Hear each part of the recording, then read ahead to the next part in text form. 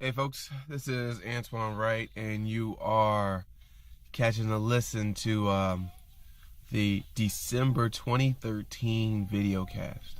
I mean, we've actually made it to 12 months of talking about on a video mobile ministry technology, opportunities in mobile ministry.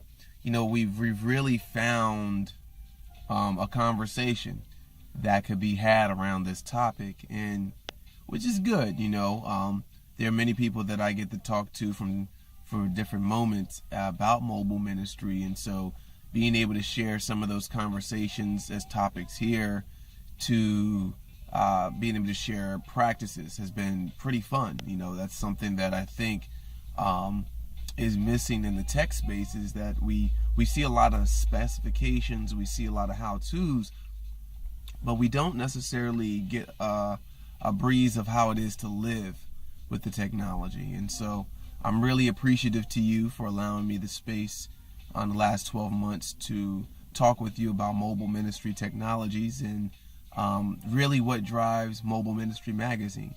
Now, Mobile Ministry Magazine is not the only avenue anymore that talks about mobile ministry and technology. The biggest of these is definitely the Mobile Ministry Forum, who on next week, as a matter of fact, the 9th through the 11th, has a conference going on in Orlando, and it'll be the fourth one.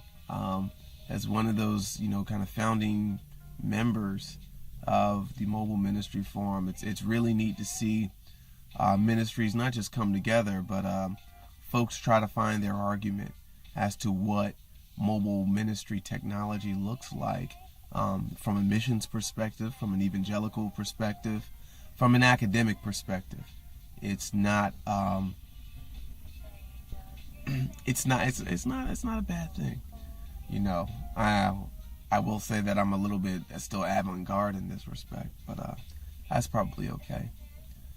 So if you are going to make it down there, it'd be good to see you, good to connect. You know what I look like, so definitely shake a hand, say that you watched a video or two, and we'll go from there.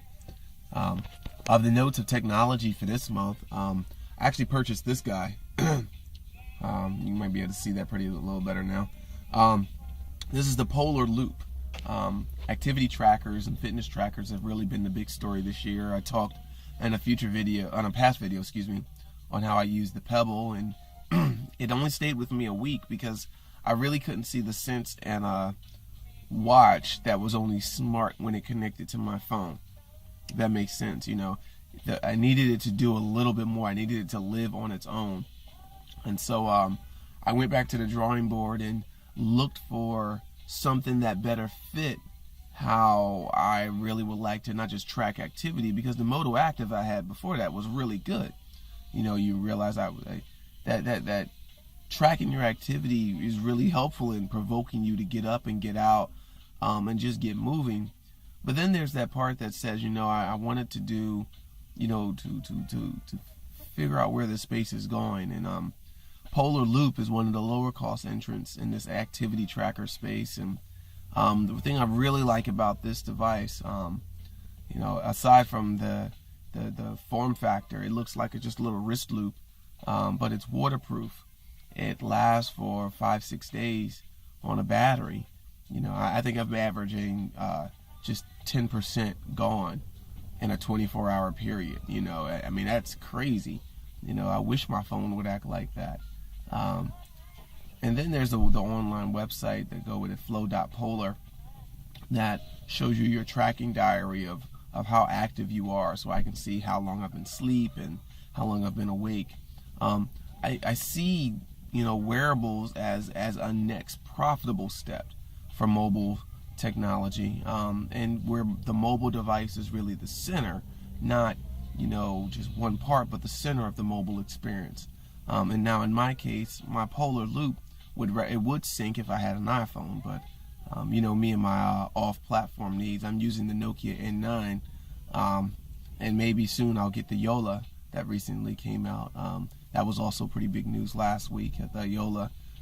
Folks who were contributing and building the N9 some years back. They formed their own company called Yolla, Jolla, and now have made and put forth a mobile device, a mobile phone that has its own operating system but can also run Android applications.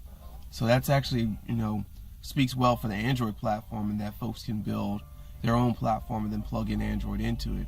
But it also speaks well because it's an open source operating system. It's one where you can be a part of the story. And that's where I think wearable technologies are gonna play the part of pushing things forward. When you are a part of the story of designing or developing or using technology, it really makes things a whole lot better. You've been listening to me chat about this over the past few months, because in a lot of respects this is where mobile ministry technology has to go. Mobile ministry as a practice and a behavior has to go. We have to go beyond simply just saying, hey, this is profitable to just share the faith. It's more than just sharing your faith. It's living with people. The technology allows you to offload aspects of your life that need to be offloaded. Whether that's understanding the conditions of the weather as it relates to selling a product, or connecting with people seamlessly and easily. You offload trying to figure that out with your mobile and its associated technologies, and then you just do it. You become a little bit more than just a person with a microphone and a radio in their hand. So I want to thank you for spending the past 12 months with Mobile Ministry Magazine and the Videocast. And while the numbers and watching the video haven't been all that great, the responses from those that do watch and that reach back out has been pretty great. So thank you for this time. I wish you and your families have a great holiday season, that in the beginning of this Advent season that you don't forget to put hope for a Messiah in the front of your thoughts. And then as the song in the background is really talking through, cherish the day. Cherish the day that you have. Cherish the moments that you have. This life is but a vapor, and after that vapor is done, it's not the mobile that's going to persist, but it's how you lived, how you ministered, and how this faith walked forward with you. So thank you for your time, and I'll see you next year if the Videocast continues. And honestly, if Mobile Ministry Magazine doesn't continue, which is a real possibility, I pray that you look at the Mobile Ministry Forum and all of the companies, organizations, and ministries that are associated with them, because they're doing some really good stuff, and they're pushing the story of faith forward in a way that we haven't seen before in humanity. Thanks for your time, folks. Peace.